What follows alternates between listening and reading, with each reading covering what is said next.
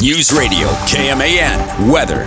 Right now in Manhattan, 61 degrees, wind gusting as high as 26 miles an hour out of the southwest, blowing pretty steadily at around 16. Tonight, mostly cloudy, then gradually becoming clear with a low around 36. Tomorrow, sunny with a high near 47 and wind continuing to gust out of the northwest at around 30 miles per hour. Tomorrow night, mostly cloudy and a low around 30. On Thursday, mostly sunny and a high near 58. The game is next on News Radio KMAN. Weather on News Radio KMAN is brought to you by Sunset Zoo. Memberships are a fun way to experience the zoo all year long and will make great gifts this holiday season. The following is an exclusive presentation of News Radio KMAN, your home for K-State athletics. It's game time. This is The Game on News Radio KMAN. Well, what do you think? Does the ACC owe Notre Dame an apology for them? I say them, the ACC promoting Miami, not Notre Dame, for the college football playoff. Notre Dame, newsflash: you're not a member in football. You're an independent. I don't think the ACC owes you anything. NCAA tournament for basketball, sure. Women's basketball, yeah. Football, you're not a member. You're doing your own thing. You're too good for the ACC. The ACC's in the college football playoff. You, Notre Dame, are not. And with that, maybe a butthurt knee-jerk reaction to opt out of a bowl game, which I want to talk about a little bit later on. We got texts, which I was surprised it was more about Mitch, Tim, talk about the bowl games. What's happening? Why is K-State not taking a bowl game? Blah, blah, blah. Instead of like, hey, who's Colin Klein going to hire? Which I do want to get to that as well. I don't think probably tomorrow is that going to be that conversation about staff, Colin Klein. Then we did talk about a little bit yesterday about the names that are, surfacing there a little bit, plus a little bit of GM talk. But I'm with you for the first hour today. Then I'm heading out to Manhattan High School for try basketball. Taking on Salina Central. Did Salina Central win the 5A state championship? They did. They beat Bazor Linwood in the state championship. Yeah. So how about this? The schools that won the 6A and the 5A football state championship squaring off. Throwing down. Here in town. Mm-hmm. So pregame coverage approximately 5:45 at the earliest, and the girls play first, boys are second. Tip off at approximately about 15 minutes prior or after we start. Pre-game coverage. We'll have a Jabroni of the week coming up at the end of this hour. Toby Hamas from the Mercury will step in my seat and take over for the rest of the way, along with Cole Dutchendorf. Man, Cole, after last night's performance, K-State men's basketball, almost feel like we need to play a little something. Is the tide starting to turn? Maybe we should save it for next week. No, we can play it. I mean, we got to take advantage of. You look at that Big 12 schedule, like I think we can play the Cat Attack on a day after a 60-point win, basically. I mean, we don't know how many times in Big 12 play we're going to get to play it. What I'm saying. I'm gonna have to make an executive decision here and say we hold off. And okay. I know there's I hear you. It was Mississippi Valley State, folks.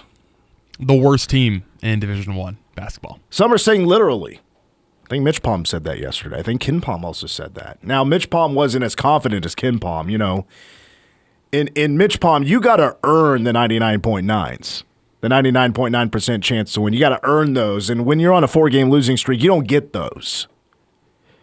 So Mitch Palm gave K-State a 96.9% chance of winning the game. It was a blowout, as expected.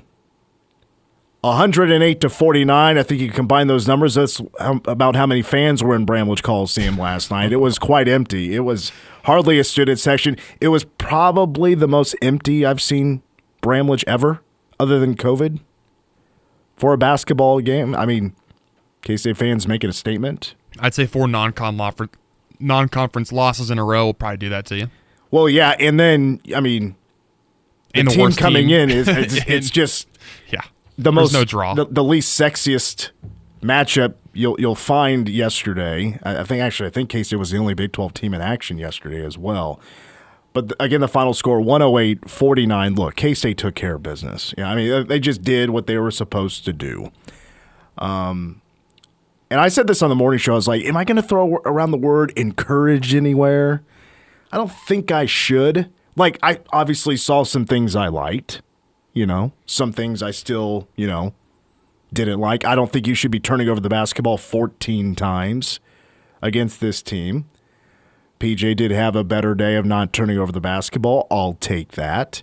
But could this be, I'm just going to leave the question mark on it as well, because there's still a lot to prove. I thought Jerome Tang, I'll play this clip first. I thought, Tang, I think the first question really wasn't a great question, but I thought Coach Tang gave a good answer to the question about not being satisfied after just this one win. Here's what Coach said. I mean, they had a drink of water today. It's like when you're hungry, right? A drink of water doesn't fill your hunger, right? So, our staff will not allow it. They won't allow it. That's just not who we are. Yeah, you cured my cotton mouth, but I'm still a little hangry about this season, Well, he was even like, bro, what? At the beginning of the question. That's some college kid. I don't know. Yeah. He'll learn. I mean, we've all asked dumb questions before. I've asked way worse than that. Jeff Mitty once upon a time, and I still get hell for this, just blatantly said that was a stupid question. Like the first year I was covering his team, they had a brutal loss to somebody they shouldn't have lost to. I'll never forget that. But did a sophomore just cure the offense? Did a sophomore just kind of come up with the idea of, hey, maybe we try this again, kind of set the juju back on the dial where it was originally to begin the year when we were really good offensively. It was David Castillo recommending to Coach Tang that he should come off the bench. It's just guys having more comfort, and I think it was good for us. I think it was good for us to get back to how we started. I told that and I communicated that with him. And here was Coach Tang about his response to that from Castillo. The fact that he can score the basketball allows you to bring someone off the bench that gives you a scoring punch. When he was coming off the bench earlier, we were scoring 26 points a game off the bench, and we were averaging 95. And then when I moved him to the starting lineup, we were only getting 9 points off the bench, and we were scoring 67 points a game. Him seeing that, us talking about it, it just puts a different kind of pressure. Does that fix things? I don't know. I mean, basketball's, sports, they're weird. Things like that can, for whatever reason, make things right. I remember Cartier Martin.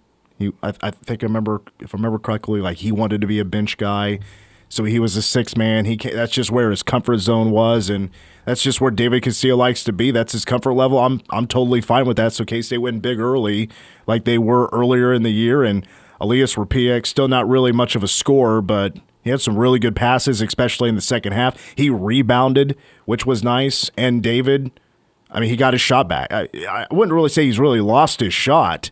He may be more consistent than anybody. He's been right now. During that 4-game losing streak was one of the only highlights, really, I thought. But K-State had 3 players with at least 5 3-pointers last night, 19 threes last night. I don't care who you play.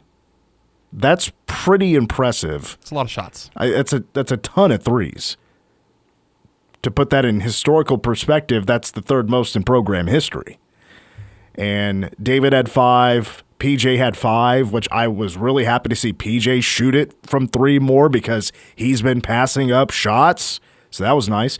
Abdi Bashir, you give him space, he can light it up. And I think he missed like 3 of his first 4 tries, and then he went 5 for 10. Like he just got hot in the second half. But at the same time, you're playing Mississippi Valley State. K-State got a handful of those threes as well, just kind of in some fast break, picking up the tempo.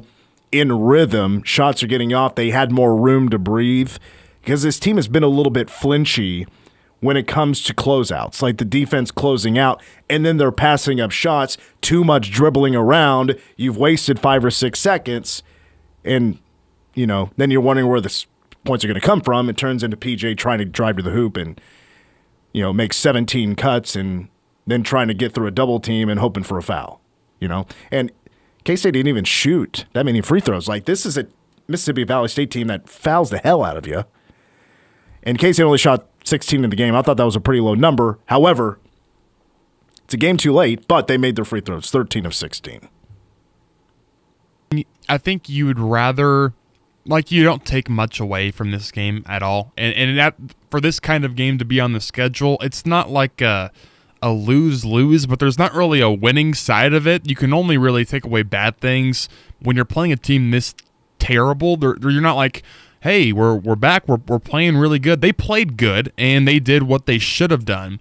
But I definitely feel a little bit better about Mississippi Valley State for this year versus last year. I mean, last year was terrible. Last year, they were in a dogfight with Mississippi Valley State. It took a buzzer beater from David Castillo for them to even have a lead going into half against, they were the worst team in KenPom and net last year, or at least bottom two with Arkansas Pine Bluff. And that game near the 4-minute media timeout was still a 10-point game. So you definitely feel a heck of a lot better than you did last year against the same team who was just as bad this season as they were last year. So I think that's the one thing that I could maybe take away. I mean, they were struggling in the non-conference in last season as well, and they were able to, this was earlier in non-conference last season versus this year. We're a few more games down the road, but they definitely looked a heck of a lot better this year than they did last year. Again, it's a completely different team, basically. It's basically David Castillo and Taj Manning, and that's about it. So for them to handle business in a dramatic way, I mean, winning by 60 points, that's not easy to do no matter who you're playing against. So I was happy, but also, like, I don't know how much that really does for you in the long term. You did what you were supposed to do, and I don't really know if I have a lot to add on top of that. It's just they handled business. You make the comparison to last year. I think I truly feel this year's team is more talented. But, man, in my gut, it feels like this non-conference has been a little worse. I would agree. I think the Bowling Green loss was definitely worse. Like, Wichita State was a bad loss, don't get me wrong. To this point, yes, yeah. But the Bowling Green loss was not a good one. And for the fashion that happened, to lose by double digits at home against a team that would go on to lose to Utah Valley in their next trip out, like, that was not a good loss. I'd rather lose to Wichita State on the road than I would lose to Bowling Green at home, personally. Yeah, I mean, I don't know. Maybe I should look more into that. Like, Liberty I just kind of went tournament off the top of the dome on that. I don't have any numbers in front of me. I don't remember exactly who all played in K-State's non-conference. I just remember there was some sloppy non-cons, but again, last year's team didn't lose to Bowling Green. You had that home loss to LSU, and LSU didn't turn out to be a very good team. What this team does have, two of the losses are two pretty good teams. Indiana and Nebraska's top 25; they're undefeated. In Kansas City, that's not going to be a loss that's going to hurt you. I don't know. Man, that's a tough one. That really is a tough one. Maybe that's a conversation for another day, but if you turn around and go to Creighton and get that win, I mean, that's a major positive step. And then after Creighton, your threats in the non-conference they should be over. It's now you're playing two terrible teams again.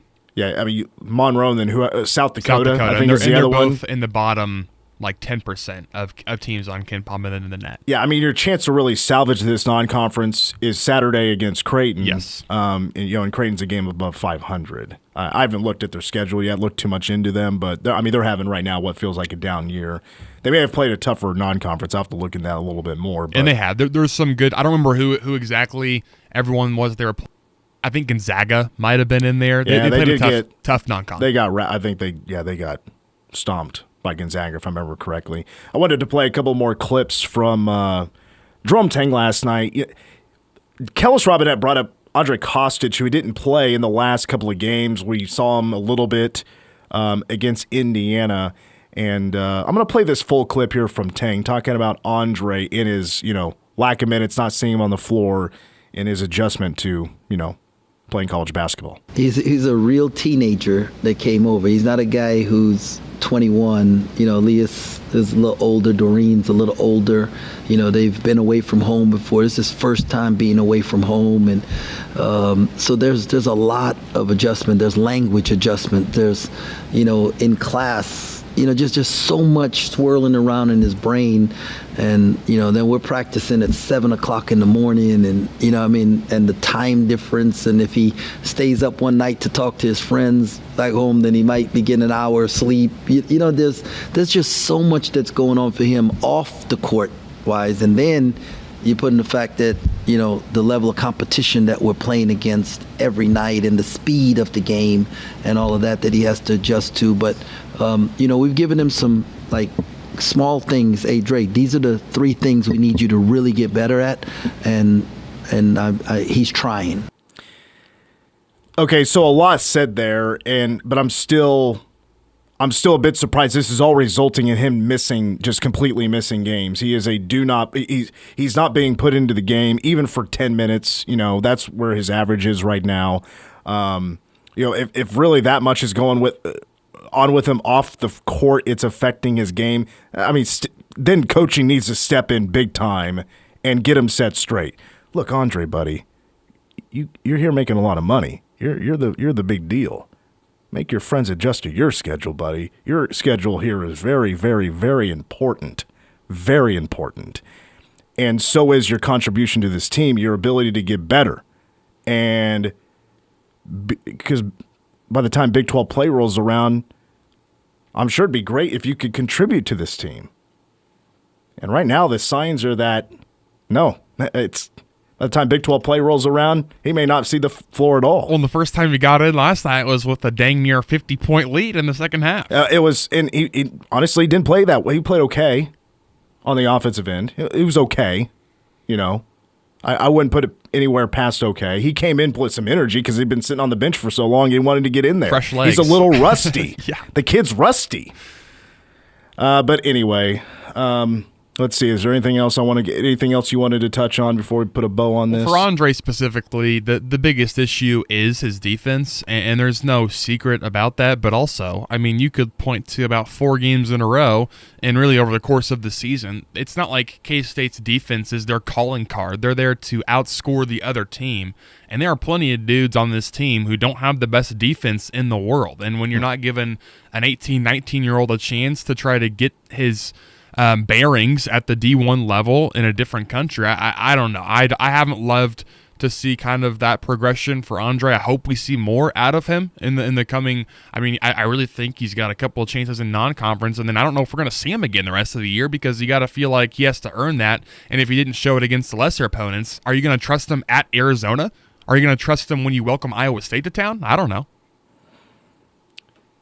I know family time is important, but if a recruit's here and we're paying him a ton of money and he's getting an hour of sleep, that's unacceptable.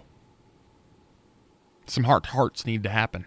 Call me a selfish fan, I guess, but I think there's some key priorities. We got to take a break. When we come back, I do want to get to a couple of questions we weren't able to get to yesterday about K-State bowl games and really the current college football bowl system. Yeah, it's a mess like college football is and college sports is, but it's got to be on life support at this time. We'll take a break. More of the game coming up next. Number you can reach. Tweet the game, KMAN, or call 537-1350 and get in touch with the show. This is The Game on News Radio KMAN. Whether it's game day or a night out with great live music, Bottle Cap Sports Bar delivers the atmosphere you're looking for. It's Manhattan's go-to spot for catching every Wildcats or Chiefs game and enjoying live music that plays the songs you actually know. Come early for a good seat, great music, and cold drinks served up right. Stay in the loop. Check out their Facebook page for the full schedule of events. Bottle Caps, where the music's live, the game's always on, and the vibe is just right. Bottle Cap Sports Bar located on West Anderson across from Dairy Queen. Schultz Construction understands that building a new home or commercial building can be stressful. That's why for over 30 years, they've worked hard to build those trusted relationships. A trust that has been built and earned through their design professionals, tradesmen, strong leadership, and a commitment to their work. If you're ready to construct your new home or business, let the team at Schultz Construction take on the stress for you. Call and schedule your consultation today. Schultz Construction, building trusted relationships through the development of quality neighborhoods. The Manhattan Kiwanis Club 74th Annual Pancake Feed and Silent Auction is this Saturday at Potterf Hall in Seco Park. Pancakes, K-State sausage, and beverages are served from 7 a.m. to 1 p.m. Tickets are $10 at the door for adults and $5 for children. Proceeds support youth and community-oriented projects of the Manhattan Kiwanis Club. Bring your appetite to the 74th Annual Kiwanis Pancake Feed this Saturday from 7 a.m. to 1 p.m. This holiday season, Metalark celebrates the people who make every day brighter. Our incredible team members. From nurses and caregivers to dining staff, therapists, and volunteers, your dedication fills our community with warmth, compassion, and joy. Thank you for making every day merry and meaningful. From all of us at Metalark, we wish you peace, laughter, and love this holiday season, and a joyful start to the new year. Metalark, celebrate your way. Orthopedic and Sports Medicine Center offers innovative, cutting-edge physical therapy, from blood flow restriction rehabilitation, dry needling, DARI-A biochemical movement analysis, fall prevention, and return to sport. OSMC Physical Therapy has over 75 years of combined treatment experience and deliver a successful and positive outcome while making the rehabilitation process pleasant and enjoyable. At Orthopedic and Sports Medicine Physical Therapy, no referrals are needed to schedule your therapy appointment. For more information, visit us at KansasOrtho.com. Little Apple Chorus and Heartland Harmony presents Holiday Harmonies. This year's concert will be Sunday, December 14th in Forum Hall at the K-State Student Union. The doors open at 2:30 and the show starts at 3 p.m. This is sure to be a musical afternoon. Tickets are just $15 or purchase a family pass for $50. Tickets can be purchased from a chorus member in advance or $20 the day of the event. Don't miss Holiday Harmonies with Little Apple Chorus and Heartland Harmony, Sunday, December 14th in Forum Hall at K-State Student Union. So I'm a cat, and I just moved in with this new human, and she's got this little toy she's always playing with, all day long. Tap, tap, tap, tap, bloop, bloop. She can't put it down. There it is. Oh, and get this. She even talks to it. Last week, she asked it for Chinese, and guess what? Egg rolls showed up. Like magic. Humans have cool toys. A person is the best thing to happen to a shelter pet. Be that person. Adopt. Brought to you by the Ad Council and the ShelterPetProject.org. For area high school scores, recaps, league standings, and coach interviews, check out Scoreboard Saturday at 8 a.m. during football and basketball season, including coverage of the Centennial League, NCKL, Big East League, Flint Hills League, and the Twin Valley League. Scoreboard Saturday on News Radio KMAN is powered by WTC Communications.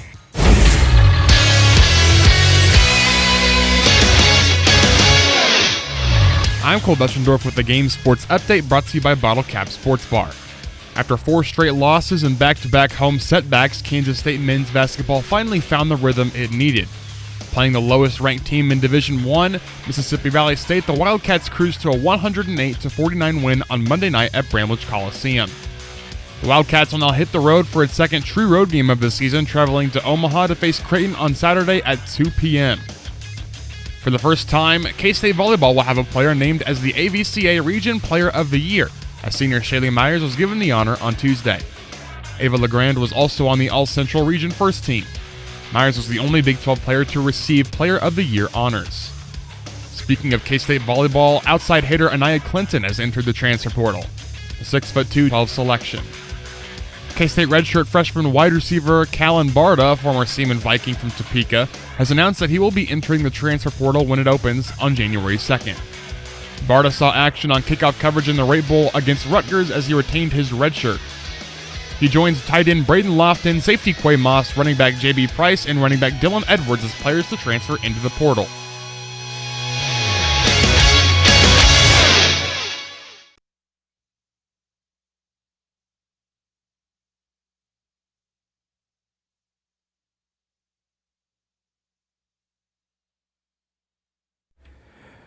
Coming up on Saturday at noon, it is the return for the first time in 5 years. It's Power Cat game day for K-State basketball. It's ahead of the Creighton matchup, which tips off at 2 o'clock.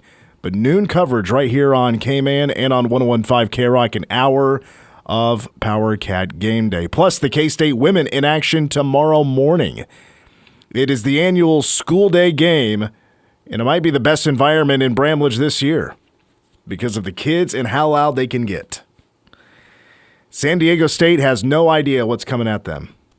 tomorrow morning. It's an experience. 11 a.m. pregame and pregame coverage 10:30 here on K-Man and on Sunny 102.5. Got a number of questions about K-State bowl games, just kind of in general where that's all at right now. Some of them I don't really have an answer for, like how many players would we have available? I mean, that's a great question. I don't think it's a strong amount. I go back, though, to, already a different time. You go back just, 4 years ago when we played LSU in the Texas Bowl. They had like 30 guys on scholarship. They had a ton of guys opt out or jump into the portal and not play in that game. K-State had pretty much everybody. And, of course, it was a rout. I mean, K-State stomped them as we expected them to do so, but LSU still got out there. I think it could be worse for K-State than that. But I'm not quite sure, though. I don't know.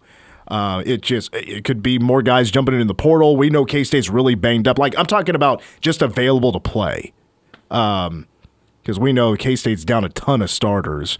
And plus, roster cut down 105. We've heard Chris Kleiman complain about that a bunch. That could be a factor as well into some, other than coaching carousel of some teams electing to opt out, just not enough players available to, truly field a team, practice well, things like that. Because coaches are always looking for extra practices. They're always looking for extra opportunities for development and get guys out there and, go hit somebody that's not your own team. I mean, the coaches are always looking for that opportunity. Another question I got was asking about what bowl game did K-State opt out of, which I think is a great question. So I know most people are disappointed, right, that K-State is not going to be playing a bowl game as a bowl-eligible team. I mean, they're one of 10, right? 10 programs that elected not to play in a bowl game, which is crazy. What if I told you, maybe this makes you feel a little bit better about this. What if I told you it would have been the Liberty Bowl against Navy? What if that was K-State's option to play a bowl game? Does that sound like fun? I would have been good to avoid that. I don't know that for a fact, but I think there would have been a really good chance that that was the game. And I don't know about you, but I have absolutely zero interest. Never again. In that game. Nope. I'm tired of playing the Armies and the Navies. Mm-hmm. No thank you. Everybody already complains about the Liberty Bowl and how much it sucks. Which kind of leads me to my thought of like where we're at with bowl games these days. So obviously Iowa State, they opted out for, I assume, a lot of the same reasons K-State did. But right now, the big story is Notre Dame because Notre Dame was the first team left out of the college football playoff. They're expecting an apology from the ACC because the ACC was, of course, politicking for Miami to get into the college football playoff, not Notre Dame, even though Notre Dame is mostly in every sport a member of the ACC, but not football. So they're all tore up about that. But also in response to the committee leaving them out, Notre Dame decides we're not going to play in a bowl game. We're just done. We're going to prepare for 2026. Marcus Freeman and the crew could have played in the Pop-Tarts Bowl, and they would have played BYU. BYU would have loved that game. I think college football would have loved that game. The Catholics versus the Mormons. Holy War 1B. And also a match between two teams that think they should have been in the CFP. That's true. Another bubble team. Mm-hmm. Yep. The second team left out. I understand. If I'm Notre Dame and I saw Miami pop up, that's got to suck. With where the committee, and everybody's been talking about this, but where the committee had Notre Dame for a while now, the separation between them and Miami for weeks, and BYU gets punished for losing in their conference championship game, but nobody else did, was ridiculous. I did not like how the committee handled this college football playoff this year. But outside of that, where are bowl games going now these days? What is happening to our bowl system because of these teams opting out? Players are opting out. The bowl system is very different. And in my opinion, it's on life support at this point. So many of these games now don't have that prestige that it may had once in a while, or I should say back in the day. A lot of these bowl games that do have prestige, that the higher end bowls are already in the college football playoff. They're protected, right? I think you could argue about what has happened to bowl games. I think you can argue it goes back years. I mean, I think you could argue, 20 years ago where bowl eligibility got relaxed with the expansion of the regular season, then more bowl games are getting added. It gets a little bit flooded with all these bowl games that change names every year. You're getting a lot more group of fives involved. People still watch them, not talked about. It's background noise probably for a lot of people. But it used to be a lot harder to get in bowl games. Maybe it meant more for that reason. You really had to earn your way just to play a bowl game. I'm 35 years old. My first memory of watching K-State in a bowl game was the Fiesta Bowl against Syracuse. I remember how big of a game that was. But for K-State, that was their first Alliance Bowl. That was the first big bowl game, huge bowl game in program history. Some of K-State's best memories have taken place in bowl games. And now these bowl games, it seems like they could be going away. I mean, these bowl games have to figure out a new system or else it's just going to go away because postseason play is now completely different. I don't blame it, though, on the student athletes. I don't blame it on the players because I understand what they're doing. They're looking out for themselves. Of course they want to get paid the most amount of money. Of course they want to protect themselves if they have a chance to go to the NFL. They're going to do what they need to do for their best fit. Really, the main reason is greed in the college football playoff. The college football playoff are making bowl games more meaningless, outside of the college football playoff. First of all, you got your top-end bowl games already in the playoff. That means these other top-end bowl games are getting worse teams as we continue to expand the college football playoff. Now it comes down to what kind of ideas can you come up with to make these bowl games more relevant? Well, I think if you look at the Duke's Mayo Bowl and the Pop-Tarts Bowl, they've made it it's a little bit more of a spectacle, I guess, than it is just a traditional bowl game. There's just goofy things going on, things you want to tune in and watch because it's entertaining outside of the game. It's gimmicky. I think that's a good way to put it. K-State was a part of that first Pop-Tarts Bowl. That was a lot of fun. Mm-hmm. Around the game, it was really a lot of fun. Too many traditionalists out there, though. It's really too little too late. At this point, if you're going tradition on bowl games, it's amateur hour, and you're going to kind of fizzle out if you haven't already. I think another problem is and it's separate from the playoff talk and all that stuff, but I'm burned out on all the bowl games the Big 12 has. I'm tired of the same old bowl games. The Big 12 has had the Alamo Bowl since 1996. They've had the Liberty Bowl now for a decade and a half. They've had a number of these bowl games for 2 decades. Really, the only change we've had recently is the Fiesta Bowl to the Sugar Bowl, and luckily K-State got to play in that in 2022, and that was a huge day. Alabama routed K-State there, especially in the second half, but it was an honor to play in the Sugar Bowl, and obviously now that's completely locked in to the college football playoff. So things have changed absolutely. It's been drastic change.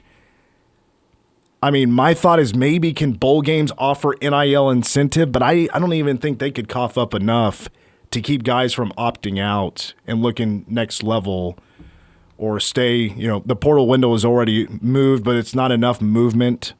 It's still this semester or, before right at the turn of the year, so middle of the semester, so guys are already going to be announcing anyway. It's going to be a really tough thing to save, especially because the college football playoff is going to continue to expand. I think it's a perfect marriage of several things, and you mentioned pretty much all of them. I really go back to just the college football playoff has devalued bowl games, even going back to its inception when you take away the 2 of the bigger, more premier bowl games for the semifinal round. And then obviously that has only grown to now 4 of the 4 biggest bowl games outside, I guess if you're counting the championship game as one of them, but the name, the Orange Bowl, the Peach Bowl, etc., the 4 biggest are all taken away by the college football playoff. And I mean, it makes sense for that to happen because you also don't want the Orange Bowl to be two unranked teams duking it out for the share of a very prestigious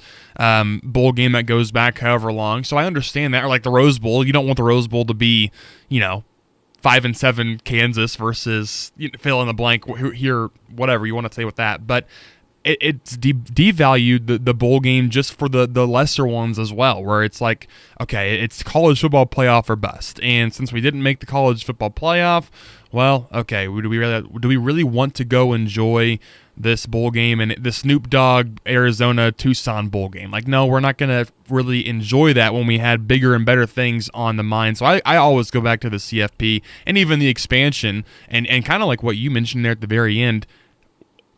At some point, the CFP will be expanded. So are we going to throw more bowl games into that and try to save that? Is it just going to stay with the 4 in the quarterfinal round?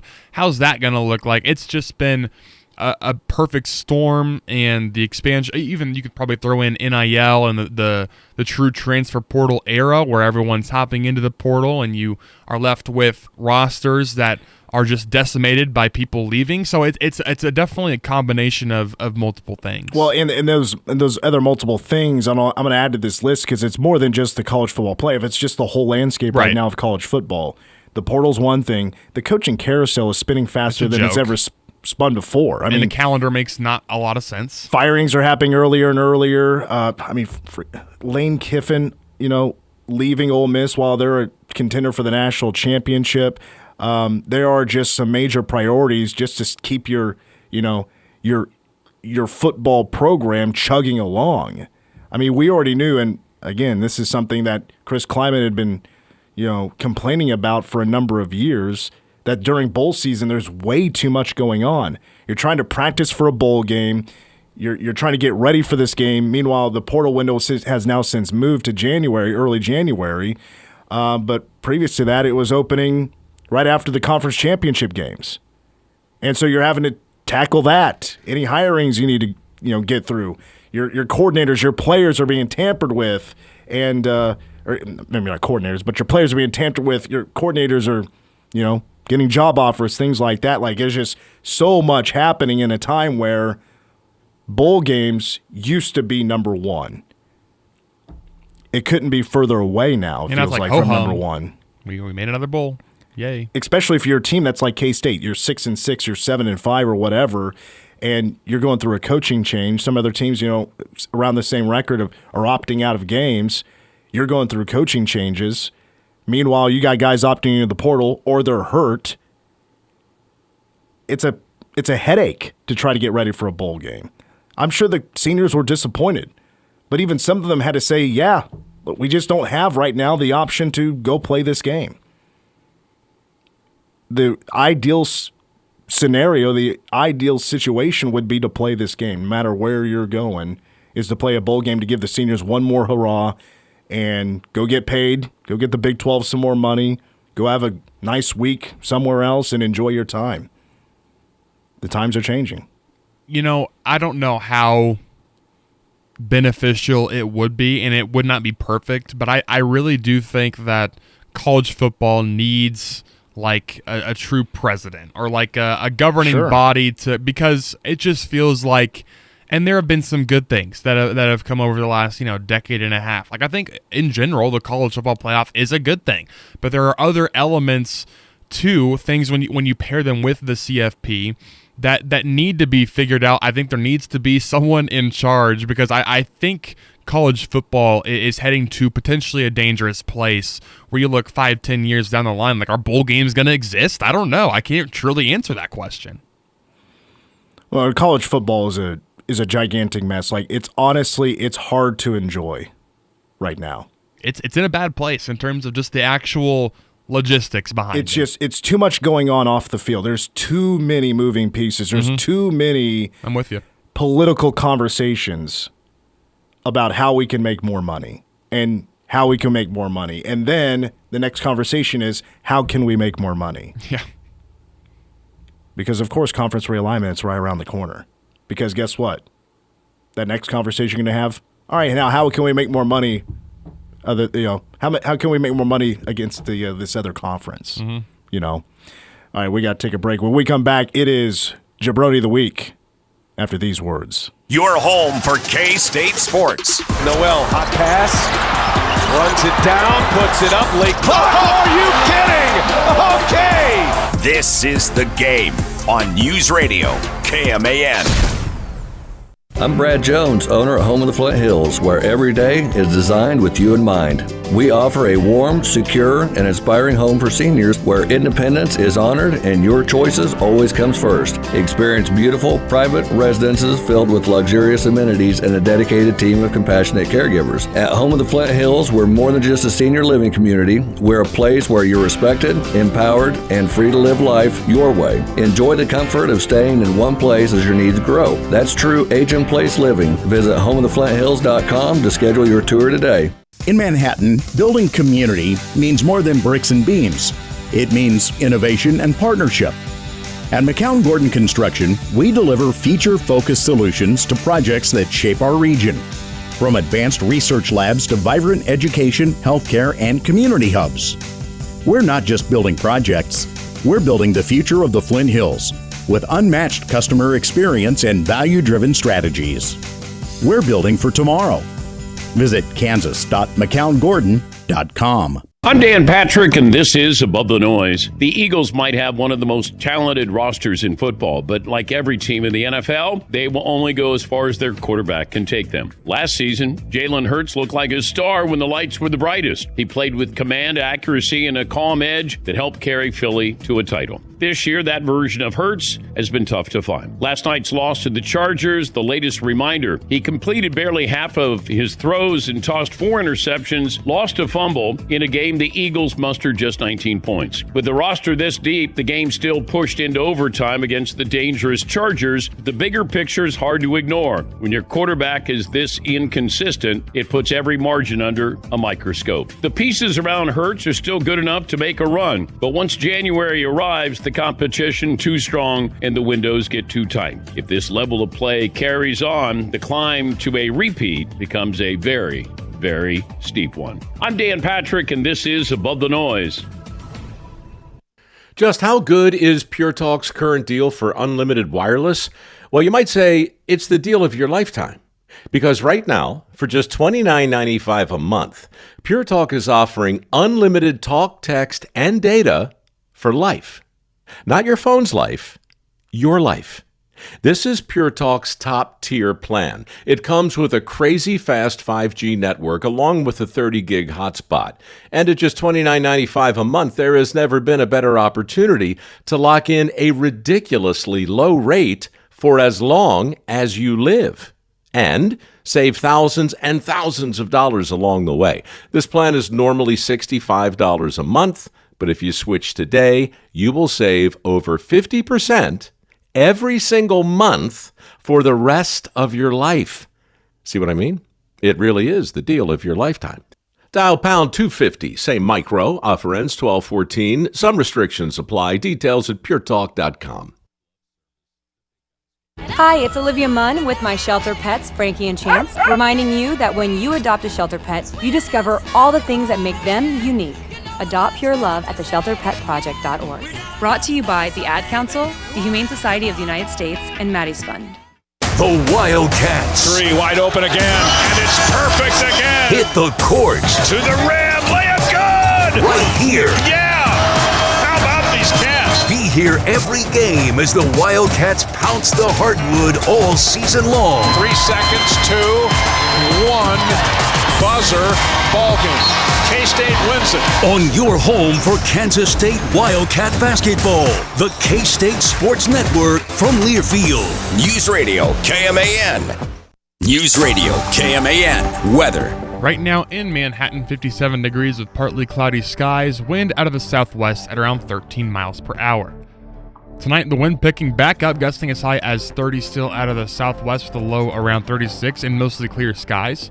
Wind shifting to the northwest tomorrow, still as high as 30 with sunny skies and a high near 47. Tomorrow night, mostly cloudy and a low around 30 as we head to Thursday, mostly sunny and a high near 58. Know your role and shut your mouth, you jabroni! You jabronis hit the jackpot! That Hollywood blonde jabroni, Hulk Hogan! Ow! Is this jabroni's name? Jabroni of the week. All right, you know how this works. We're going to go back to the normal format. 3 dishonorable mentions, and I'll finish up. The last one I'll mention is the official Jabroni of the week. You probably know where I'm going, but 3 dishonorable mentions first. I'm going to first start with Utah Tech redshirt sophomore from basketball, Chance Trujillo. His team was taking on Santa Clara in the final minute. They were down 9 points. Santa Clara with the basketball and forward. Alan Graves had a lane to the hoop. Well, poor Chance tried to get in his way and try to contest the shot. It was a pretty emphatic, posterizing dunk from Alan Graves, and he comes down, he's yelling, he's going up the floor, and then Chance decides to sucker punch him. Throws a right hand. He gets tossed from the game. He's probably going to miss the next game, and his team lost the game. Dishonorable mention number 1. Number 2, I'm going to go to the world of chess. Big fan. You're a chess player? I used to be. I am not.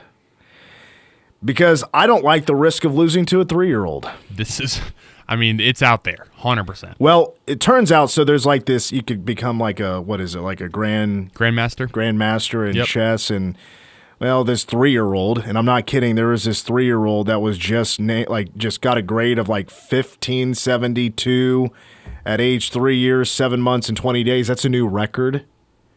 And to get there, this kid beat a 22-year-old, a 20-year-old, a 29-year-old just recently.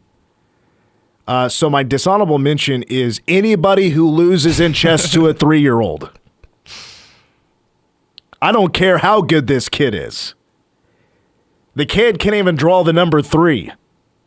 And you're losing to a 3-year-old. Yeah, his ELO of 15 whatever, he doesn't even comprehend what that even is. There is a lot of language in this where I got this from an article. Sure. It's like, man, I don't know how to say any of these words. There's some chess jargon for sure. Oh, there is.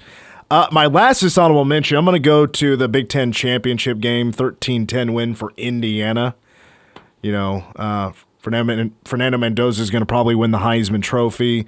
But really, the jabroni here is Ohio State kicker Jaden Fielding. You know, just under 3 minutes to go, Ohio State has a chance to kick a 27-yard field goal. Veteran kicker should just punch that through, right? He ended up hooking it.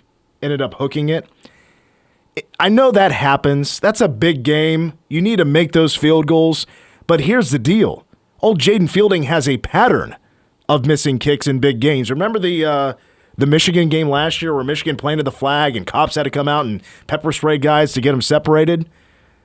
Well, a big reason why they lost that game is because Jaden Fielding missed 2 kicks in the second half. And it basically cost Ohio State the game. They ended up winning the national championship that year. But you could say, and I think you can argue, Jaden Fielding cost them the Big Ten championship and the number 1 seed, the number 1 ranking. And it could. I mean, we'll see how it all plays out, but that could come back to bite you. All right, but finally, my jabroni of the week. It's pretty simple. Saturday, they were left out of the college football playoff. In for Alabama. In for Miami. Out is Notre Dame. Now, we could argue back and forth all day on who deserved to get in, who didn't deserve to get in, things like that. I think everybody, in some respects, deserved to get in. But Notre Dame dropped 2 spots without even playing a game. Yeah. Without playing a game. Now, it turns out, in this argument, head-to-head came into play. Plus, BYU was punished for losing the conference championship when I was told once upon a time by the committee that losing a conference championship game, they're not going to penalize you for that. Well, the Big 12. They also showed that with Alabama, too. Alabama didn't move. Exactly, but I'm saying, showed it that they're not going to punish you. Alabama was worse. Correct. There is a complete disrespect for Texas Tech. There really is. I hope they destroy Oregon / I guess James Madison is there as well. All, screw everybody who thinks the group of 5 should have a shot at the college football playoff. Paul Feinbaum. But anyway, I hope James Madison pulls off that upset. That'd be amazing. They're not going to, but that would be amazing. But yes, Texas Tech with their badass defense. They're serious, man. Go beat everybody. They're getting disrespected. Run that crazy. table. Do it for the 12. Notre Dame is my jabroni of the week. You think about this as well. Think about this from Notre Dame's perspective. You were in the college football playoff. You're basically bragging that you're in the field for the college football playoff. There's no chance that you're going to be left out.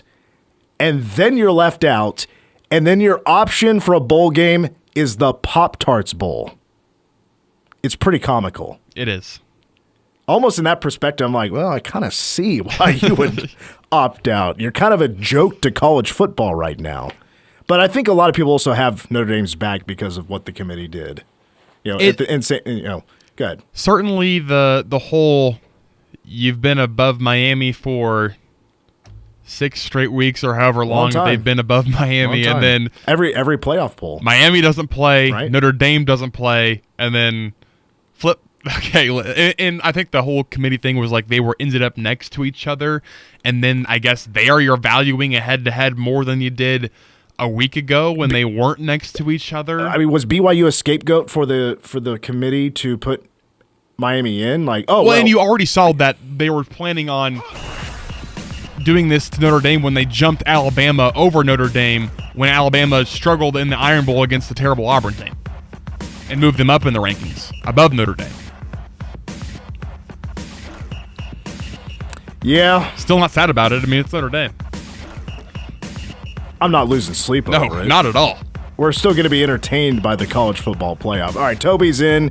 I got to head to Manhattan High School. We got hoops coming up in the next 5:45 maybe at the earliest, taking on Salina Central. I'm out of here. The guys take you the rest of the way. Go Cats.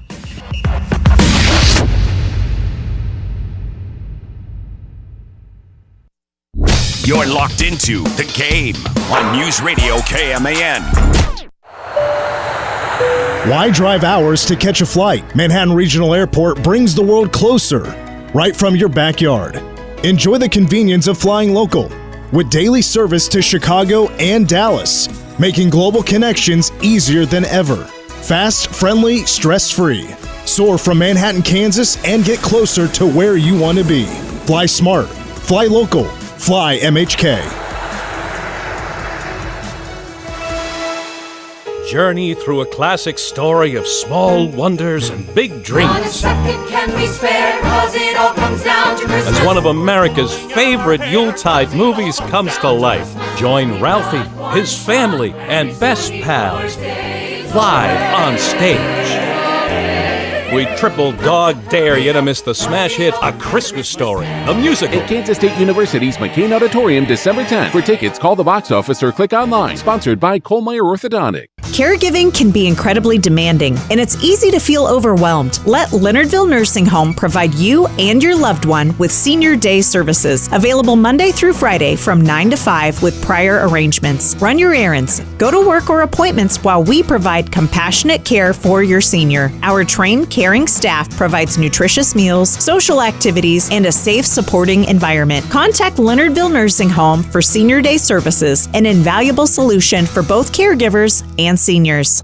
Manhattan Broadcasting is an equal opportunity employer. In order to widely publicize our job opportunities and outreach programs and organizations that regularly distribute information to job seekers or refers candidates to employers, please contact us about our employment contact list to receive the most current information about station vacancies. For more information or to be added to the list, please contact Manhattan Broadcasting Company at 785-776-1350. Visit us at 2414 Casement Road in Manhattan, Kansas, or email front desk at 1350kman.com.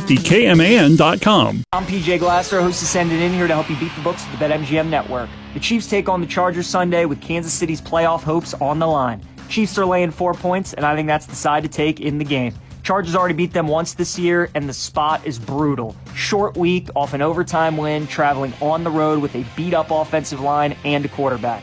I think the Chiefs win and cover. I'm PJ Glasser, host of Send It In on the BetMGM Network. Bet smarter, beat the books. Download the BetMGM app today, and please gamble responsibly.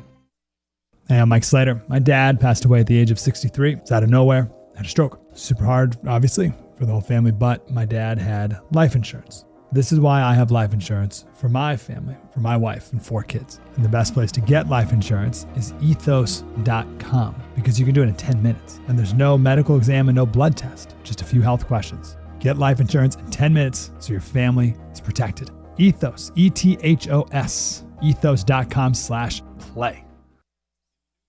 Manhattan's home for news, sports, weather, and talk since 1950. News Radio, KMAN, Manhattan.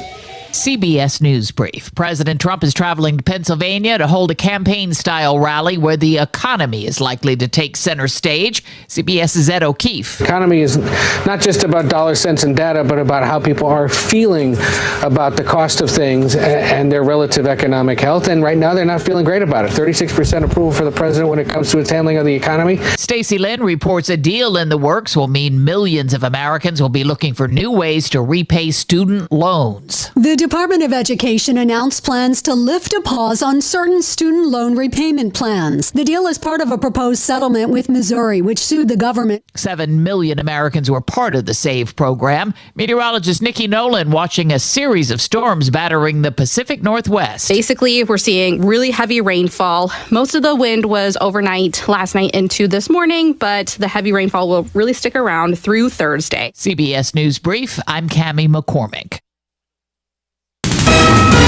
Now, the latest news from the News Radio KMAN and Manhattan Mercury Newsroom. I'm Louis Marion with your 5 p.m. news update. Raleigh County Police have arrested a Manhattan man in connection to a weekend homicide investigation.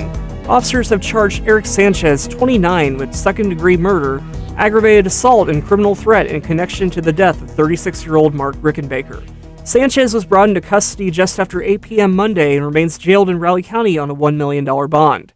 Police began their investigation a little after midnight on Saturday in the 800 block of Colorado Street for a reported welfare check. Officers located Rickenbacker suffering from serious injuries. He died later at a local hospital from those injuries. An investigation has determined Rickenbacker was involved in an altercation before police arrived. Further details surrounding his death have not been provided. Rickenbacker had a lengthy criminal history, including most recently a 2022 conviction in Raleigh County for aggravated battery and criminal possession of a weapon by a felon. Raleigh County Police responded to an injury crash just before 11:30 Monday morning at 11th and Bertrand. Officers say Russell Thompson, 65, was driving a Ford F-350 when he struck a Chevrolet pickup driven by 64-year-old James Posh, pushing Posh's truck into a Toyota RAV4 driven by 20-year-old Corey Kirkwood. Posh was taken to Ascension Via Christi for treatment and was cited for failing to stop at a stop sign.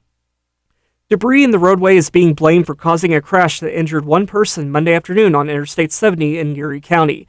According to the Kansas Highway Patrol, 53-year-old Neil Wheatley of Chapman was driving eastbound in his 2019 Dodge Caravan near milepost 292 when he braked suddenly to avoid a ladder spotted in the right lane. As he braked, his van was rear-ended by a 2015 Subaru Outback driven by 42-year-old Kyle Olson of Yorktown, Virginia. Wheatley was transported to Stormont Valley Hospital in Junction City with minor injuries. Olson had no apparent injuries. Police say Wheatley was not wearing a seatbelt. A major rebuild of Manhattan Regional Airport's main taxiway is moving forward. Olson Engineering briefed the Airport Advisory Board Monday on the multi-million-dollar project, which aims to bring the aging taxiway up to current FAA standards. The City Commission approved financing on November 18th, including a $1.2 million design agreement with Olson. Project manager Brian Coombs says the work will be phased to avoid disrupting charter and general aviation flights. Runway will remain open. Really, both runways should remain open for the duration of the project, but there will be some access restrictions as we work through those different phases. During parts of the project, pilots will need to, quote, back taxi on the runway while crews rebuild sections of Taxiway Alpha and connect it to the ramps. The rebuilt taxiway will also add modern industry standards, including rounded corners, to reduce costs and meet current FAA safety requirements, according to Olson aviation expert Diane Hofer. There have been, this goes back 20 more years, wrong surface landings, pilots landing on the parallel taxiway. Having that rounded in is supposed to cue the pilot that, hey, I'm not a runway. So that's originally a bit of how it started. It was kind of a combination of cost savings and the safety factor. Design work is expected to run through early 2026, after which the city will submit an FAA grant application to cover both design and construction. The commission will consider the grant and construction contract later in the year. And finally tonight, Tuba Christmas is tuning up for its holiday performance in Manhattan. The annual Christmas tradition, which started in 1989 and takes place in communities across the country, has been part of Manhattan's holiday season for over 25 years. K-State music professor Steve Maxwell says the event welcomes musicians of all ages and skill levels who play the tuba, euphonium, or baritone horn. It's people from across the spectrum. We have the youngest people are usually maybe 12 in 5th grade, just starting on tuba or euphonium or baritone, and can be as old as, we've got people in their 90s sometimes come out to still play. So it's a great time. We got a lot of high school, a lot of college, and then a lot of professionals out there that are coming back and playing. Those wishing to take part can register between 12:30 p.m. and 1 p.m. Saturday at McCain Auditorium, room 201. Rehearsal will follow until 2:15 p.m. The performance will be at 3 p.m. that afternoon at Manhattan Town Center.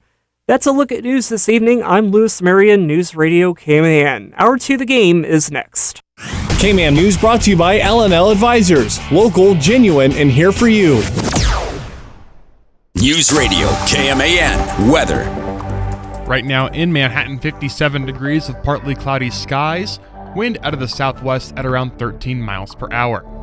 As we head into the evening, the wind picking back up as high as 30 miles an hour, shifting to the northwest as we get farther into the evening with an overnight low of 36 and mostly clear skies. Sunny and a high near 47 tomorrow as we head to tomorrow night, mostly cloudy and a low around 30. On Thursday, mostly sunny and a high near 58. KMAN Daily Weather is presented by Fox Business Systems. How much does downtime cost you and your business? Don't let another second go by. Call Fox Business Systems at 776-1452.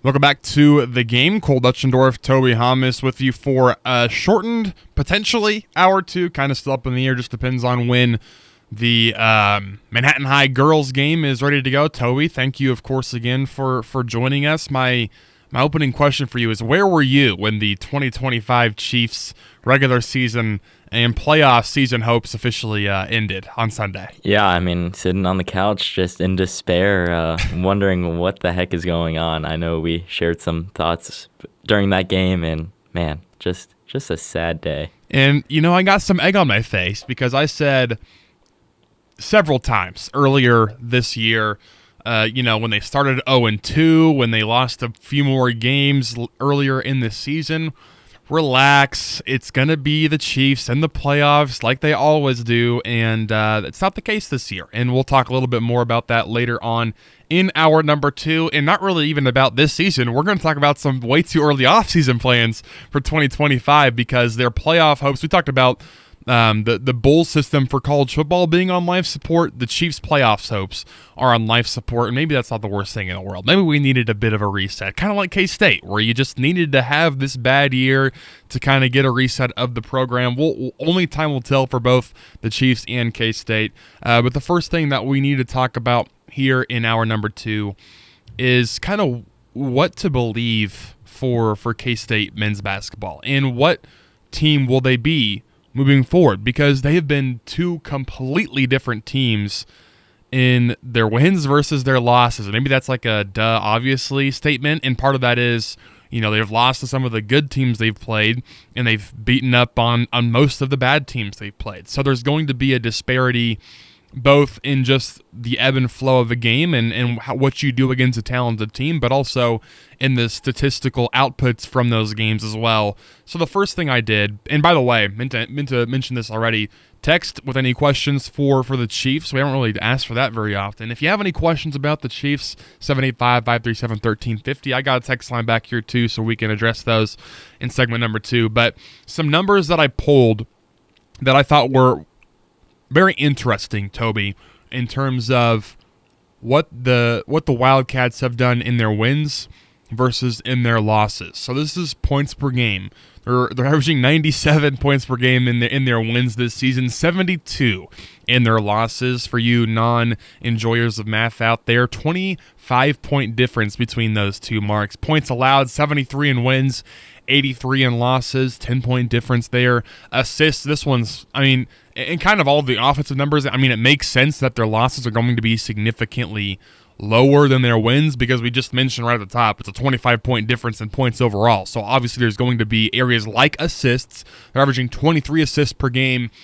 in wins. They're averaging just 14 in losses. Or was it one where they had 10 assists in one of those games? That was less than half of their made field goals in that contest. It might have been against Indiana. 3-point percentage, this one's crazy too. They're shooting 47% from three in their wins, which is just absurd.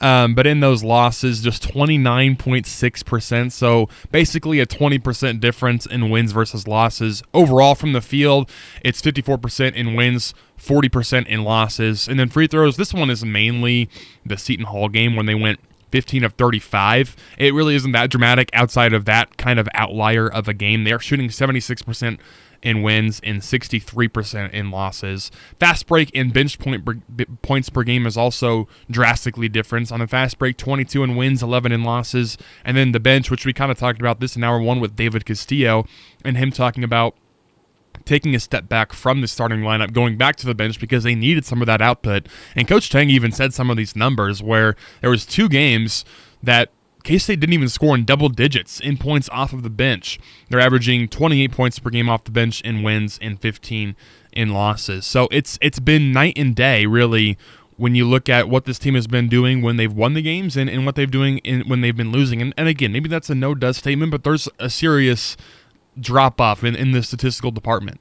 Yeah, I mean, my general takeaway from that game was I didn't want to put too much stock into it. Obviously, you're playing the worst team in Division I, so I didn't want to really get too much back on the hype train with K-State after a game like that. And the thing that did stand out to me was what you mentioned with David Castillo. If there is one thing from that game that you can kind of take away and say, hey, K-State can use this positively moving forward and kind of even as you play tougher competition, is that David Castillo coming off the bench. I have the quote from Tang. He says, when David Castillo was coming off the bench, we were scoring 26 points a game and averaging 95 total. When I moved him to the starting lineup, we were only getting 9 points off the bench and scoring 67.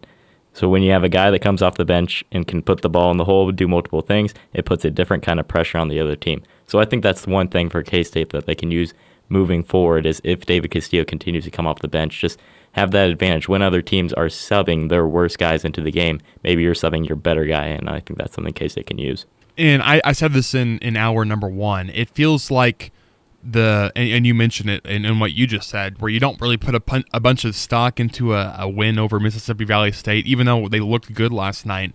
It wasn't necessarily a lose-lose because you didn't lose the game when you feel pretty happy about what you did, but there really wasn't a win in the equation. Like there wasn't a certain mark where you're like, oh, we're back now because we beat Mississippi Valley State by 59 points. We may never lose again. It wasn't that type of game where you're literally playing by several different metrics the worst men's basketball team in Division I. A men's basketball team whose only win is over a women's basketball team. Not quite, but the Mississippi University for women, a D3 school, as Mitch talked about yesterday. So it's not like you're playing a team that has, A, any kind of talent, or B, any type of historical, like, oh yeah, they've been a powerhouse in the ranks of basketball in the past. So really, I think the entire vibe of the season will be not necessarily decided if it's a positive one, but it could be, basically the season would be effectively over with a loss against Creighton on Saturday. That's my belief. And you're going to have chances to win some games in Big 12 play. And you saw it last year. I mean, the 6-game stretch where they were one of, if not the best team in the country, there were some big-time wins in that stretch. They beat Arizona. They beat KU. Obviously, the win at Iowa State. But overall, it was still a lost season where you didn't make the NCAA tournament. You didn't even get an NIT bid, I think. I think it was the other tournament in Las Vegas that they got the bid for. Yeah, I can't remember exactly which one it was, but I mean, they declined regardless. Yeah, just ready to move on. Right. Yeah. And so I think there can still be some positivity. I don't think there's any chance that K-State loses to South Dakota or Louisiana Monroe. Here are their KenPom and net rankings for those two teams.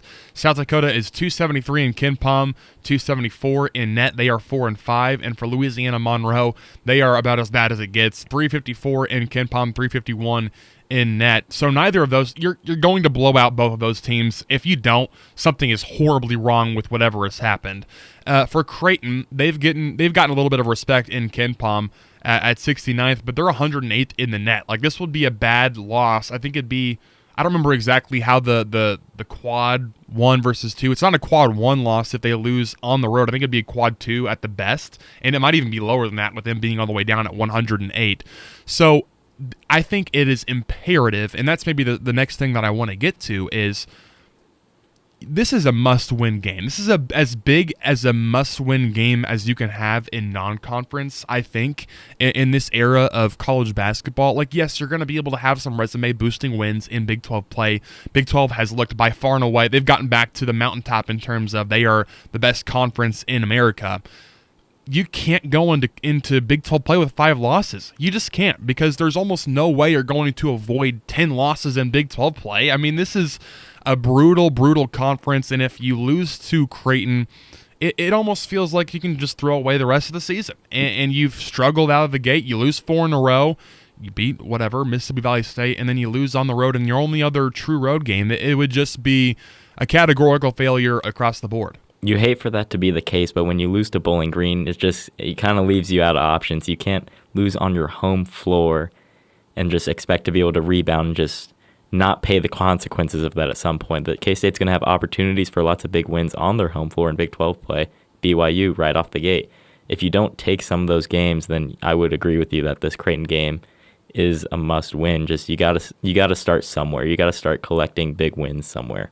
And the Mississippi State win looks worse and worse every day because, I mean, they just lost to San Francisco at home. That was their last non-conference game. They've also lost to SMU and went to overtime with New Orleans. So, I mean, that was still a great performance and a great win, and they won by like 25-26, somewhere in that ballpark. But that's not a good win. Mississippi State is not a good basketball team. So if they lose to Creighton, what is their best non-conference win? Is it home against Tulsa? Yeah, it would have to be. Is it home against Cal? I guess Cal had a big win against UCLA. I don't know how they've been doing since then, but like, what is your resume in the and that was what killed K-State last year, was they had a pretty decent Big 12 slate. They went, I don't remember if it was at 500 or a couple of games below, but it was solid. They had some big-time wins. We already went over a couple of those. But their non-conference, they sustained enough losses. LSU was a terrible loss at home. Liberty wasn't bad. They ended up making the NCAA tournament.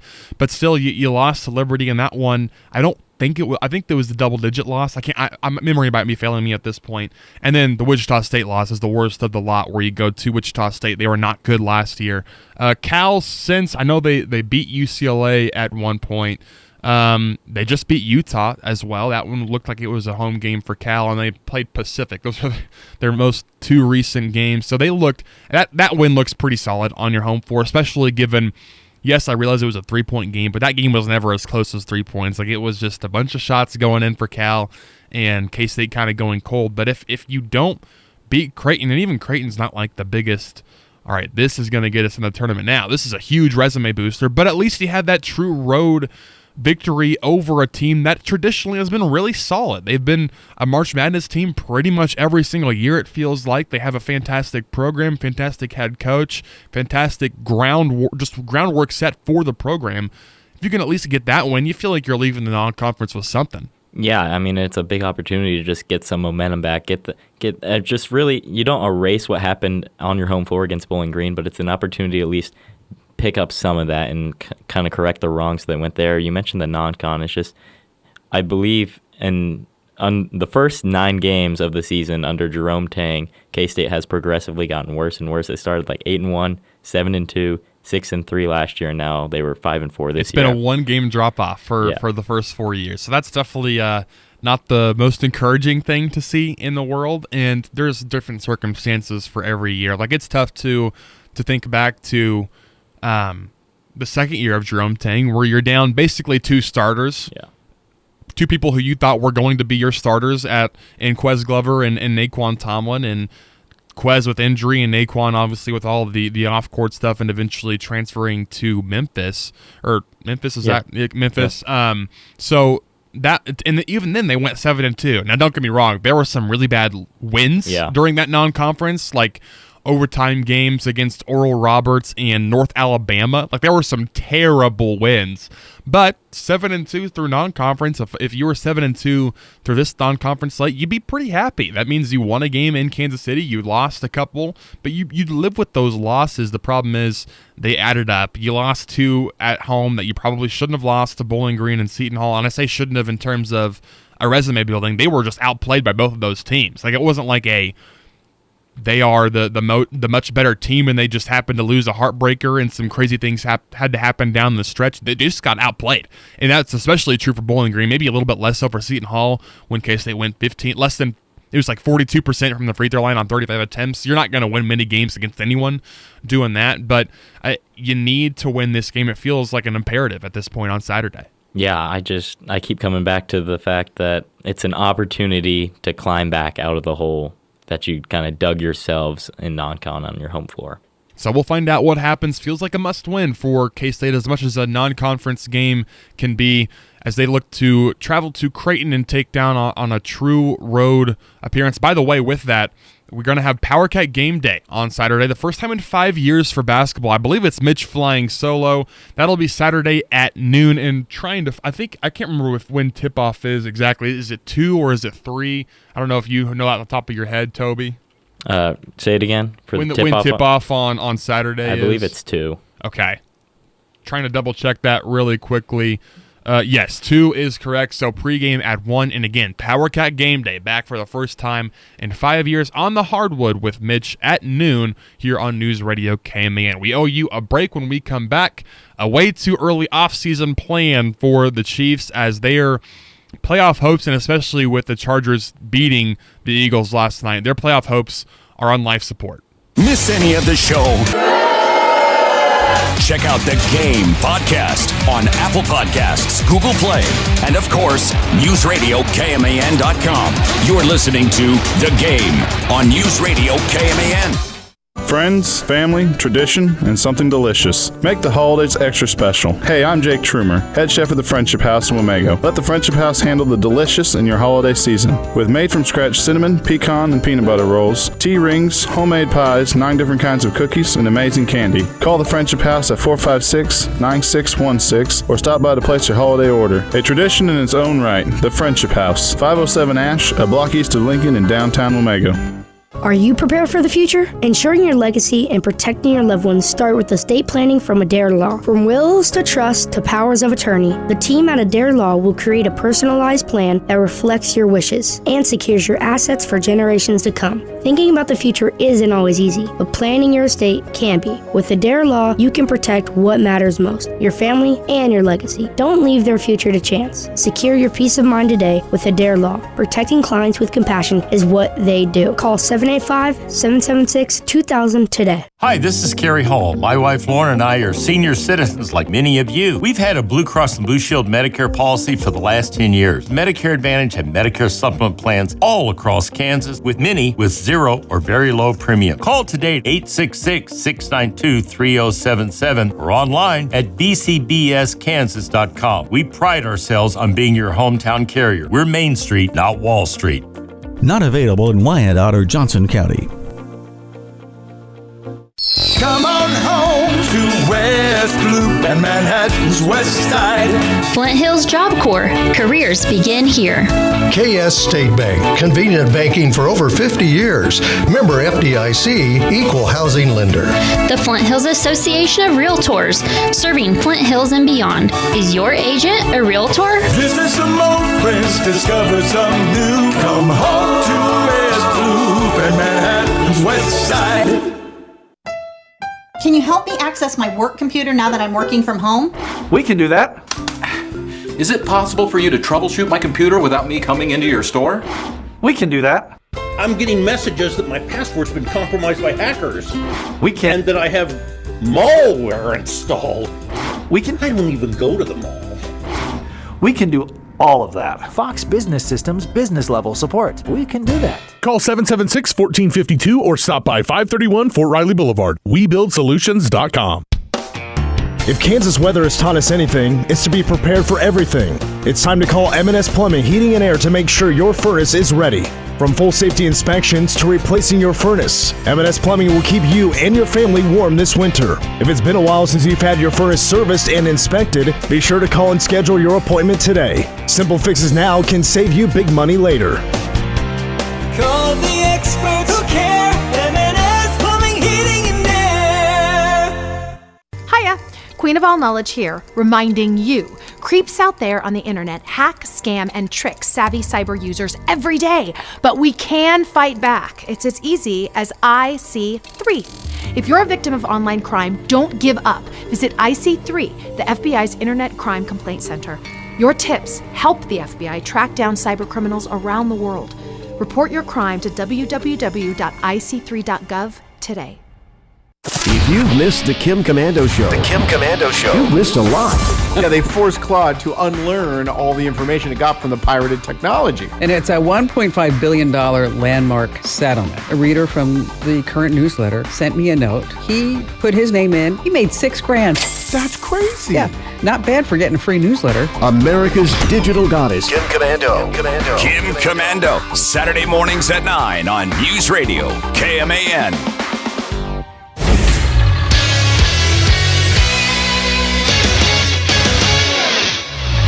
I'm Cole Betchendorf with the Game Sports Update brought to you by Bottle Cap Sports Bar.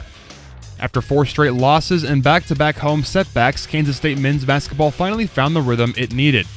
Playing the lowest-ranked team in Division I in Mississippi Valley State, the Wildcats cruised to a 108-49 win on Monday night at Bramlage Coliseum. Wildcats will hit the road for its second true road game of the season, traveling to Omaha to face Creighton on Saturday at 2 p.m. Central. PowerCat game day coverage beginning at noon on News Radio KMAN and 101.5 K-Rock. For the first time, K-State Volleyball will have a player named as the AVCA Region Player of the Year, as senior Shaylee Myers was given the honor on Tuesday. Ava LeGrand was also on the All-Central Region First Team. Kansas State outside hitter Anaya Clinton has entered the transfer portal. The 6'2" junior averaged 3.66 kills and 2.45% for the Wildcats this season. She was a second-team Big 12 selection. Joining her will be middle blocker and Topeka native Mackenzie Jones, who saw action in just 3 matches this season. K-State redshirt freshman wide receiver Callan Barta, former Seaman Viking from Topeka, has announced he will be entering the transfer portal when it opens on January 2nd. He joins tight end Braden Lofton, safety Quay Moss, and running backs J.B. Price and Dylan Edwards as the players to enter the portal.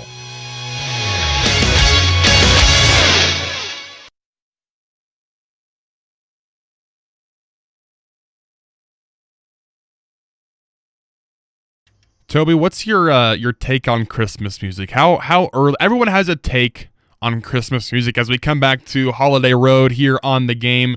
How early are you listening to Christmas music? What's your favorite couple of tunes? Like, give me your Christmas music takes.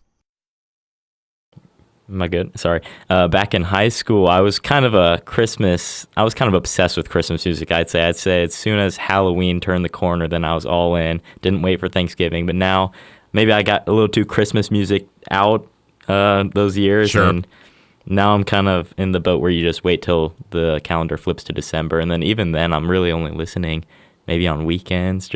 I'm not overdoing it by any means with Christmas music. It can be pretty easy to get burnt out on Christmas music. That is definitely the truth for that. One piece of news, if we're talking about the Chiefs, we got some Kansas City news for the Royals, as the MLB lottery was just announced earlier, just like an hour ago. And the Royals, they were 13th best odds. They landed the 6th pick in the 2026 draft. There we go. So good for Kansas City. They'll have another chance to take a blue chip prospect over there on the diamond. We don't talk about baseball basically ever as soon as it ends, and I'm okay with that because I just don't know as much as other people do. My areas of expertise are in other areas and venues, such as on the gridiron with the Kansas City Chiefs, and that brings us to our next topic, is a way too early offseason, maybe a Christmas wish list, if you will, for the Chiefs in the 2026 offseason. There have been some very important off seasons for Kansas City in the past. There's no doubt about it. You could look at the retooling of the offensive line after the Buccaneers Super Bowl travesty. Even this past year, after getting blown out by the Eagles in the Super Bowl, there were a lot of questions. And I think there maybe have never been as many questions for this team as there will be to address in the coming months. And there's quite a few things and areas on this team that need to be addressed. And it's going to be an extremely exciting offseason, just simply from the fact that you are probably going to miss the playoffs with one of the greatest quarterback prospects and in my opinion, the greatest talent to ever be playing the quarterback position that the NFL has ever seen. So lot of stuff to get hammered out for the Chiefs in the coming months. And where I think it starts is something needs to be shaken up on the offensive coaching staff. I think there's got to be some new blood. I think the Andy Reid offense to a certain extent has gone stale, and Nagy, same offensive coordinator that Coach Reid had before Matt went to the Bears. And in the last 3 years, it's been the 3 worst statistical seasons of Mahomes' career. And something just needs, I think there just needs to be a fresh set of eyes for maybe a system that doesn't have the Andy Reid influence on it and change some things up.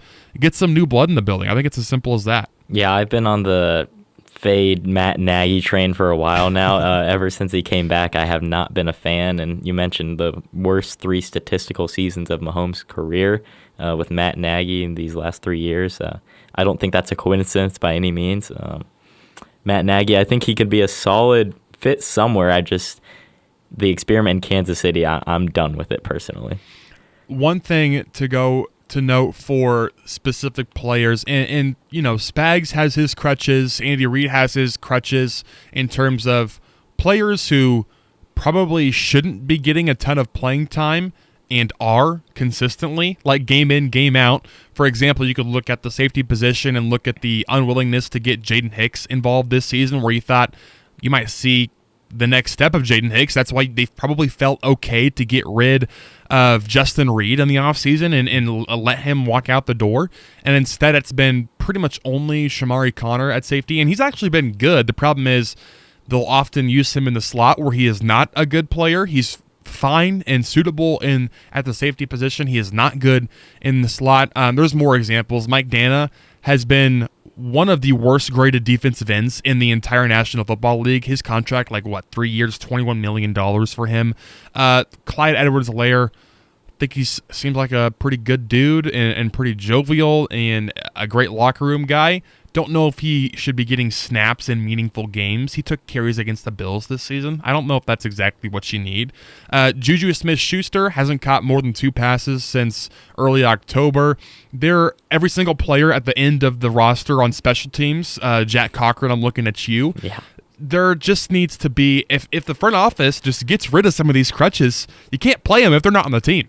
Yeah, I mean, the Chiefs have loved to have veteran guys that are like locker room guys that have had experience with the Chiefs over the last few years, but I feel like they're exiting their prime now. They had a good run with the Chiefs. They've won some rings, but when it's not a guy like Chris Jones, it's not a guy like Patrick Mahomes, their primes aren't going to last as long as some of those star players, and the Chiefs continue to bring them back, continue to just try and make it work, make it fit. And I feel like that's kind of what we're seeing this year is we've talked about it being Chris Jones and friends on the defensive line, and the friends are getting old. The friends, it's time to hang them up. Charles Omenihu will not be a Kansas City Chief next year. Right. If he is, there's probably some problems with that. This was supposed to be like the season where he was really good the first year that he was acquired after sitting the first 8 games because of a suspension. He second half of that season in playoffs before he tore his ACL, he was really good. And then coming back off of the torn ACL, you give him a little bit of grace because that big of an injury and coming into the season in the middle of the fold yet again, he wasn't great last year,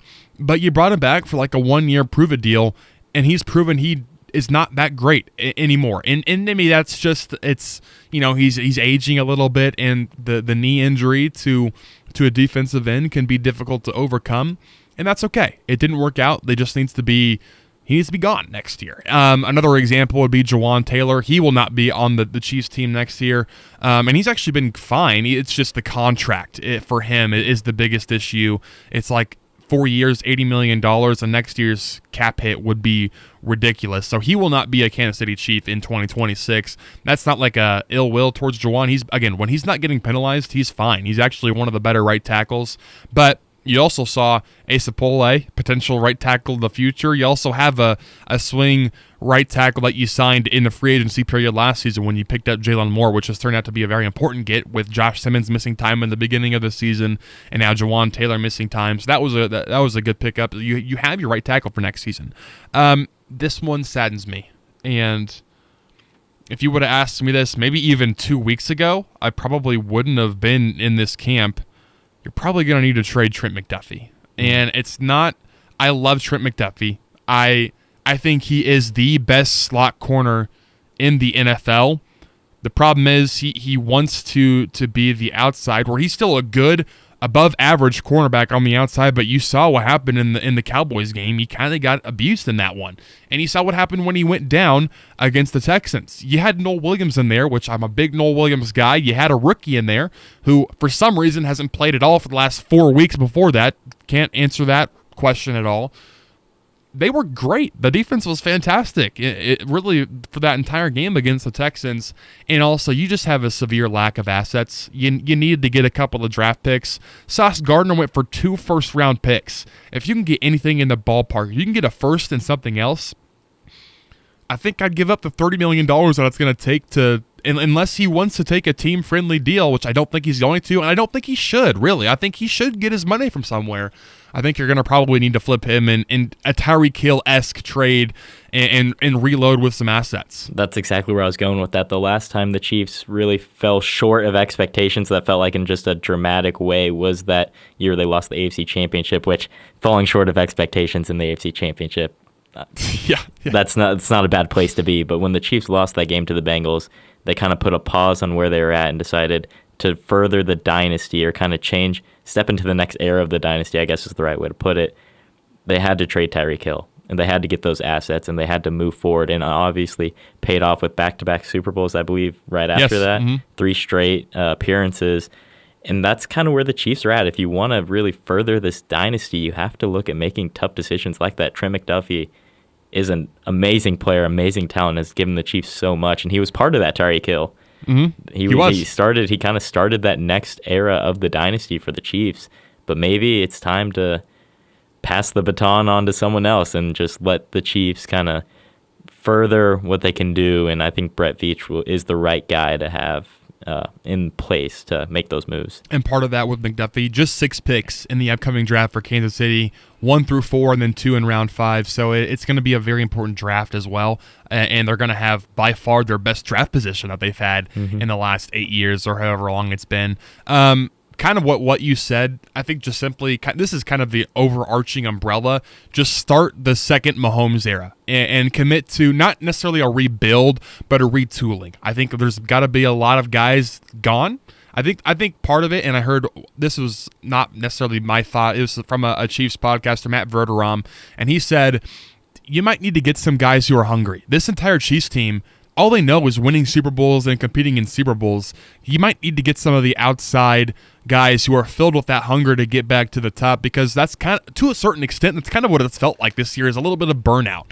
And so getting some guys into the building that have not experienced that, and getting some of the guys who are maybe on the downward decline of their career, I think that's a big key, is just committing to a retooling of this entire roster. Yeah, kind of like what we're seeing with what people want out of the K-State coaching staff is Colin Klein to bring in a bunch of young guys, kind of re-energize the building over at Veneer, and that might be what the Chiefs need to do with their roster going into the future. Just get some younger guys, get some hungry guys that are going to want to fight for Mahomes, fight for those guys. It kind of just feels like the Chiefs are getting stale almost of just the system, and just, I don't know the right way to put it, but it just feels like the Chiefs have... Stale. I think stale is the best way to put it. Yeah, I'm right there with you, just stale, and you got to get some guys that are hungry in, like you said. All right, we owe you another break. We'll hit this one and then bring it back with Ask Us Anything. That'll wrap it up. Reminder that Manhattan High girls going to be playing here pretty soon. We got pregame coming to you approximately 15 minutes or so. We'll get you that after a break. You're listening to The Game on News Radio KMAN. Your home for K-State sports. Roberson fakes deep, now goes deep, and open is Terry. He has it at the 30, 25, 20, 15, 10, 5, touchdown, Kansas State. This is The Game on News Radio KMAN. ESPN Radio Sports Beat with Freddie Coleman. To paraphrase the old song, what a difference a year makes. Well, the song is What a Difference a Day Makes. But in the case of the Philadelphia Eagles and the Kansas City Chiefs, that day and that year are really synonymous in the struggles they've had so far. With Kansas City, it's looking more than likely they're not going to be in the playoffs in the AFC, which was unfathomable to think about before this season got started. Meanwhile, Philadelphia, those offensive issues don't seem to be getting any better. The coach, Nick Sirianni, said he got involved with the play calling and also the planning leading into the game against the Los Angeles Chargers. And then 5 turnovers later, people are even more worried about the Eagles' offense than they were going into that game. Last year, this time, these two teams on a collision course to meet in the Super Bowl, which they did. This year, the collision course started early, and it could keep both of these teams either out of the playoffs or from having a deep playoff run.